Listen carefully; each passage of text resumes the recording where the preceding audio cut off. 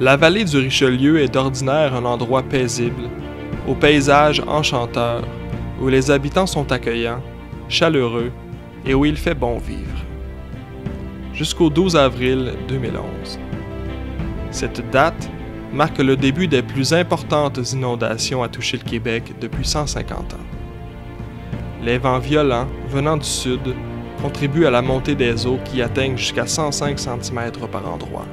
3200 maisons sont touchées dans 18 municipalités, forçant plus de 1000 évacuations. Des milliers de propriétaires acharnés travaillent jour et nuit pendant des semaines pour tenter de sauver leur maison. Heureusement, cette catastrophe naturelle amènera un autre grand débordement. De compassion, d'empathie et d'entraide, de la part des citoyens de partout en province et d'ailleurs, pour venir en aide aux sinistrés de la vallée du Richelieu. Il s'agira du plus grand élan de solidarité jamais enregistré au Québec.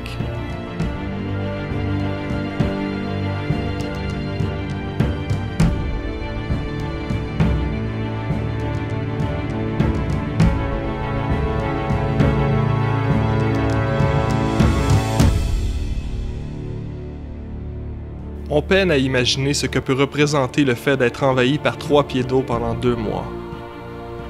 Les images, aussi percutantes soient-elles, reflètent mal la réalité du terrain. Les sentiments d'impuissance et d'angoisse qui s'emparent des résidents sont presque inqualifiables. Certains doivent marcher jusqu'à 15 minutes pour rejoindre leur voiture, stationnée 3 rues plus loin. D'autres, plus chanceux, continuent de se croiser les doigts. Jour après jour, vague après vague, il n'y a rien d'autre à faire que d'attendre que ça passe. Et l'attente est très longue.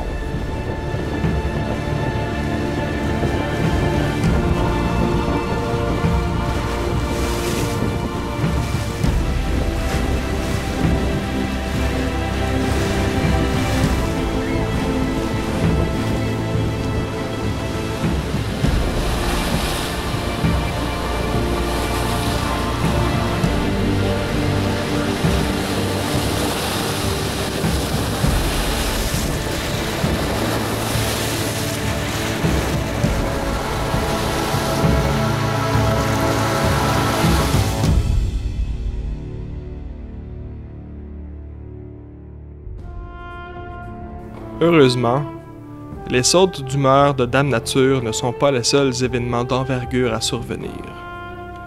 Voyant les défis auxquels les citoyens de la région devront faire face, l'organisme SOS Richelieu organise en quelques semaines un rassemblement populaire impressionnant. Plus de 10 000 personnes offriront leur aide, mais seulement 1000 par jour suffiront pour répondre aux besoins des sinistrés.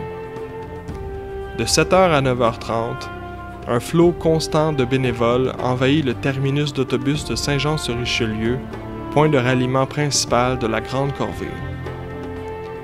Regroupés par 10, on explique aux bénévoles le rôle qu'on attend d'eux, le déroulement de la journée, les procédures de sécurité.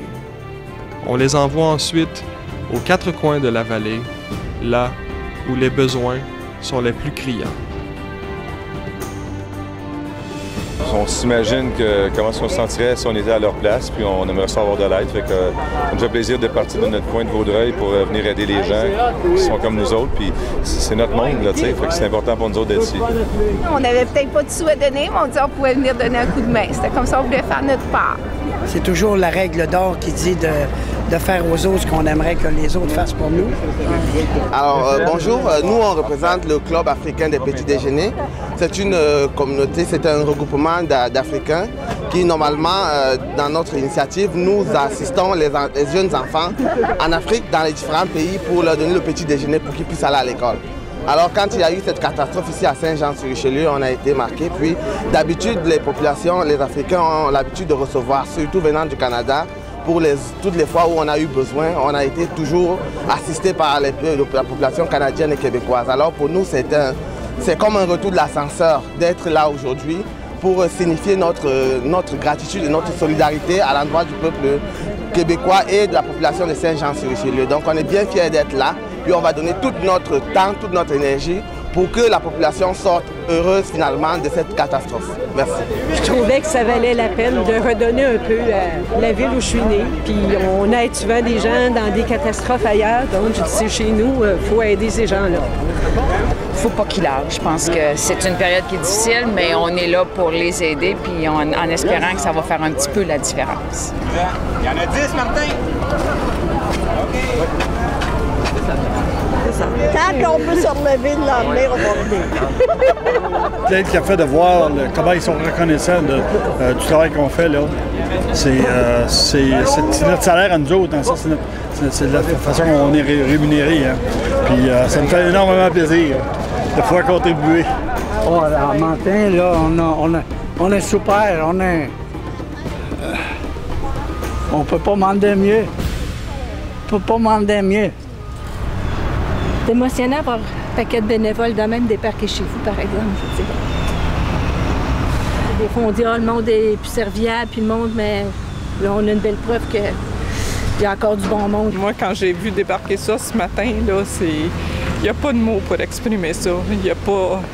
C'est là qu'on voit la grandeur des cœurs. Hein. C'est dommage que souvent qu'il arrive, il faut un drame, là, mais mon Dieu que c'est beau. La solidarité, on en a tellement besoin à ces moments-là. Pendant 6 semaines, on voyait rien que des poissons, puis des canards. Et puis les voisins. Mais les voisins, oui. Oui, qu'est-ce qu'il y a contre tes voisins, toi, là? Oh, rien! Ah. J'étais content quand on s'assied sur un perron, quelque part, puis on jase, puis on a le fun. Au moins, on rit de tous nos malheurs. C'était aussi le temps. Hein. Ça n'a pas été 2-3 jours, là. Ça a été 7 semaines. Puis il y a des gens qui c'est encore bien pire que nous. Hein. Des gens à Sabrevois, à Sainte-Blaise, eux, qui en ont qui ont commencé. Là, le 12 avril, c'est quasiment 2 mois, ça. C'est très, très, très difficile moralement. Puis on est des gens retraités. On n'a peut-être plus la force et l'énergie comme quand on a 20 ans. Là, on est isolés, hein. Aller faire les commissions, mon voisin y arrivait, là, je veux dire, c'est pesant des courses, aller porter nos ordures, tout ça, c'était difficile. Mais enfin, on passe à travers de tout, apparemment. Je voudrais qu'ils ralentissent un peu, là. Non. Il y en a combien comme vous qui attendent après nous autres, là? L'ampleur de la tâche est également difficile à imaginer. Un demi-million de sacs de sable à ramasser, des kilomètres de rues à nettoyer, des centaines de terrains à racler parce que l'eau stagnante s'est infiltrée plusieurs centimètres dans la terre.